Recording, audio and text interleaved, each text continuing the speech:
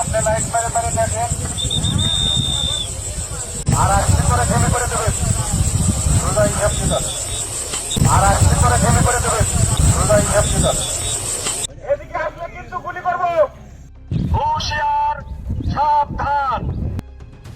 কাঁটাতারের ওপারে কারা দাঁড়িয়ে আছে? তারা কি সত্যি বাংলাদেশের নাগরিক নাকি অন্য কোনো দেশের বাসিন্দা? কেন দিনের পর দিন নারী, শিশু আর বৃদ্ধদের সীমান্তের ধারে খোলা আকাশের নিচে অপেক্ষা করতে হচ্ছে? আর কেন হঠাৎ করেই বাংলাদেশ ভারত সীমান্ত আবারও পরিণত হয়েছে উত্তেজনা, বিতর্ক আর মানবিক সংকটের এক নতুন কেন্দ্রে? সীমান্তের মাটিতে এখন শুধু টহল আর নজরদারি নেই, আছে প্রশ্ন, উদ্বেগ এবং কূটনৈতিক টানাপোড়েনও। গত কয়েক সপ্তাহ ধরে বাংলাদেশের বিভিন্ন সীমান্ত এলাকায় একের পর এক পুশিনের অভিযোগ সামনে আসছে। অভিযোগ উঠছে ভারতের বিভিন্ন অঞ্চল থেকে বাংলাভাষী কিছু মানুষকে সীমান্ত এলাকায় এনে বাংলাদেশে প্রবেশ করানোর চেষ্টা করা হচ্ছে। অন্যদিকে বাংলাদেশ বলছে যথাযথ প্রক্রিয়া ছাড়া কাউকে সীমান্ত দিয়ে ঢুকতে দেয়া হবে না।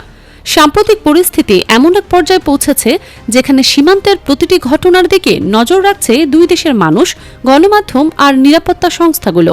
বিজিবির তথ্য অনুযায়ী গত ২৪ ঘণ্টায় দেশের বিভিন্ন সীমান্ত এলাকায় পুশিনের অন্তত ১০টি পৃথক অপচেষ্টা প্রতিহত করা হয়েছে। ঝিনাইদহ, যশোর, চাঁপাইনবাবগঞ্জ, জয়পুরহাট, ঠাকুরগাঁও, পঞ্চগড়, সিলেট ও নেত্রকোনা সহ বিভিন্ন সীমান্ত অঞ্চলে সতর্ক অবস্থান নেয় সীমান্তরক্ষী বাহিনী। ৪ জুন প্রকাশিত এক বিজ্ঞপ্তিতে বিজিবি জানায়, সীমান্তে গোয়েন্দা নজরদারি বৃদ্ধি করা হয়েছে এবং যে কোনো ধরনের অবৈধ অনুপ্রবেশ বা পুশিন প্রতিরোধে কঠোর ব্যবস্থা নেওয়া হচ্ছে। সংস্থাটি স্পষ্ট ভাষায় বলেছে, আন্তর্জাতিক নিয়ম ও বিদ্যমান দ্বিপাক্ষিক সমঝোতার বাইরে কাউকে বাংলাদেশে প্রবেশ করতে দেয়া হবে না। বিশ্লেষকদের মতে, সীমান্ত শুধু ভৌগোলিক বিভাজন নয়, এটি দুই রাষ্ট্রের সার্বভৌমত্বের প্রতীক। তাই নাগরিকত্ব সংক্রান্ত যে কোনো প্রশ্নের সমাধান হওয়া উচিত কূটনৈতিক ও আইনি প্রক্রিয়ার মাধ্যমে, সীমান্তে জটিল পরিস্থিতি তৈরি করে নয়। ঝিনাইদহের মহেশপুর সীমান্তে এমনই এক উত্তেজনাকর পরিস্থিতির সৃষ্টি হয়। স্থানীয় সূত্র ও বিজিবির তথ্য মতে, কয়েকজন ব্যক্তি সীমান্ত অতিক্রমের চেষ্টা করলে টহলরত সদস্যরা তাৎক্ষণিকভাবে বাধা দেয়। পরে তারা ভারতের অভ্যন্তরে ফিরে যায়। একই এলাকায় আরও কয়েক ডজন মানুষকে সীমান্তের কাছে আনা হয়েছিল বলে অভিযোগ ওঠে। তবে বিজিবি এবং স্থানীয় জনগণের সতর্ক অবস্থানের কারণে পরিস্থিতি অন্যদিকে মোড় নেয়। যশোরের গোগা ও রুদ্রপুর সীমান্তেও একই ঘটনা সামনে আসে। সীমান্তের নিকটে কয়েকজন নারী ও পুরুষকে অবস্থান করতে দেখা গেলে বিজিবি তৎপরতা বাড়ায়। এর ফলে সীমান্ত এলাকায় জড়ো হওয়া লোকজনকে সরিয়ে নেওয়া হয় বলে জানা যায়। জয়পুরহাটের কয়া ও বাসুদেবপুর সীমান্তেও অনুরূপ তথ্য পাওয়া যায়।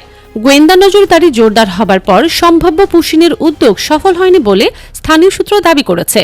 চাঁপাইনবাবগঞ্জের সীমান্ত পরিস্থিতিও ছিল আলোচনার কেন্দ্রবিন্দুতে। বিভিন্ন সীমান্ত পয়েন্টে নজরদারি বাড়ানো হয়। বিশেষ করে সোনা মসজিদ সীমান্ত এলাকায় নিরাপত্তা ব্যবস্থা আরও শক্তিশালী করা হয়েছে বলে জানানো হয়। সীমান্ত জুড়ে অতিরিক্ত টহল এবং পর্যবেক্ষণ কার্যক্রম চালানো হচ্ছে। সিলেটের উৎমাছড়া সীমান্তে স্থানীয় জনগণ 2 সন্দেহভাজন ব্যক্তিকে আটক করে বিজিবির কাছে হস্তান্তর করে। পরবর্তী যাচাই বাছাইয়ে তাদের ভারতীয় নাগরিক হিসেবে শনাক্ত করা হয়। এরপর প্রয়োজনীয় নিয়ম অনুসরণ করে তাদের ভারতে ফেরত পাঠানো হয়। ওইটা শেষ করে এখন আবার বাংলাদেশে ফিরে আসলো। ব্যাগ যাবে আল্লাহ চলে যাবে। সে পুশিং যে 12 জন এসেছে সেই 12 জন কিন্তু আবার ব্যাগ চলে যাবে। অন্যদিকে নেত্রকোনার কচুগড়া সীমান্তেও বাড়তি সতর্কতা জারি করা হয়েছে। সীমান্তের কিছু অংশে কাঁটাতারের বেড়া না থাকায় নিরাপত্তা বাহিনী সেখানে বিশেষ নজরদারি অব্যাহত রেখেছে। সীমান্ত পরিস্থিতি ঘিরে সবচেয়ে আলোচিত বিষয়গুলোর একটি হচ্ছে মানবিক সংকট। কারণ যাদের নিয়ে এই বিতর্ক তাদের মধ্যে নারী, শিশু এবং বয়স্ক মানুষও রয়েছেন। বিভিন্ন আন্তর্জাতিক গণমাধ্যমে প্রকাশিত প্রতিবেদনে সীমান্ত এলাকায় অপেক্ষমান মানুষের দুর্ভোগের কথা উঠে এসেছে। খাবার, চিকিৎসা, নিরাপত্তা এবং আশ্রয়ের মতো মৌলিক বিষয় নিয়েও উদ্বেগ প্রকাশ করা হয়েছে।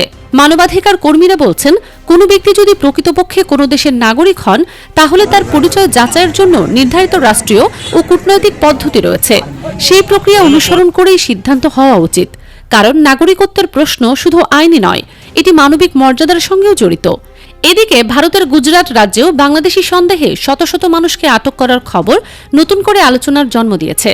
রাজ্য সরকার অপারেশন ডেল্টা হান্ট নামে একটি অভিযান পরিচালনা করছে।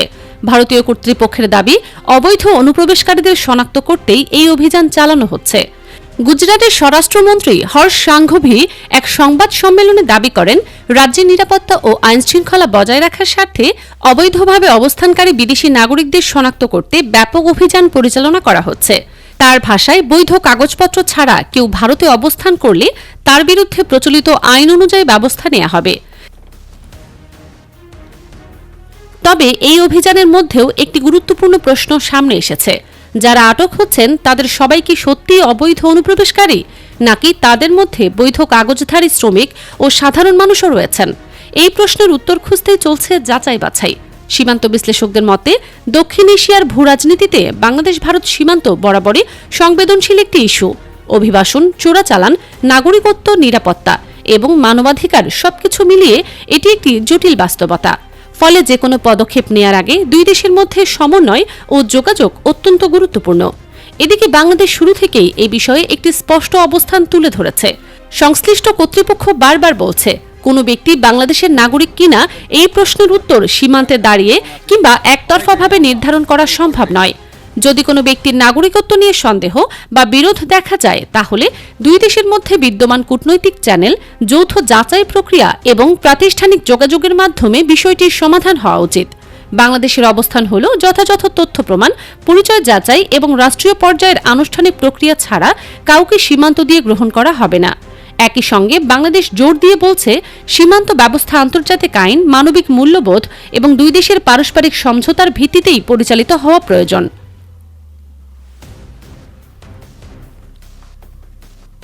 অন্যদিকে ভারতও অবৈধ অনুপ্রবেশ ও সীমান্ত নিরাপত্তার প্রশ্নে কঠোর অবস্থানের কথা পুনর্ব্যক্ত করছে। দেশটির বিভিন্ন রাজ্যে পরিচালিত অভিযানের পাশাপাশি সীমান্ত এলাকায় নজরদারি বৃদ্ধি, পরিচয় যাচাই কার্যক্রম জোরদার এবং সন্দেহভাজন অবৈধ অভিবাসীদের শনাক্ত করার উদ্যোগ নেওয়া হয়েছে বলে ভারতীয় কর্তৃপক্ষ জানিয়েছে। ভারতের দাবি, জাতীয় নিরাপত্তা, জননিরাপত্তা ও প্রশাসনিক শৃঙ্খলা বজায় রাখার স্বার্থে তারা এই পদক্ষেপ গ্রহণ করছে। ফলে একদিকে বাংলাদেশ কূটনৈতিক ও যৌথ যাচাই প্রক্রিয়ার উপর গুরুত্বারোপ করছে, অন্যদিকে ভারত নিরাপত্তা ও অনুপ্রবেশ প্রতিরোধের বিষয়টিকে অগ্রাধিকার দিচ্ছে। আর এই দুই অবস্থানের মধ্যেই সীমান্ত পরিস্থিতি এখন আঞ্চলিক কূটনীতি, মানবিক উদ্বেগ এবং রাষ্ট্রীয় স্বার্থের এক জটিল সমীকরণে পরিণত হয়েছে।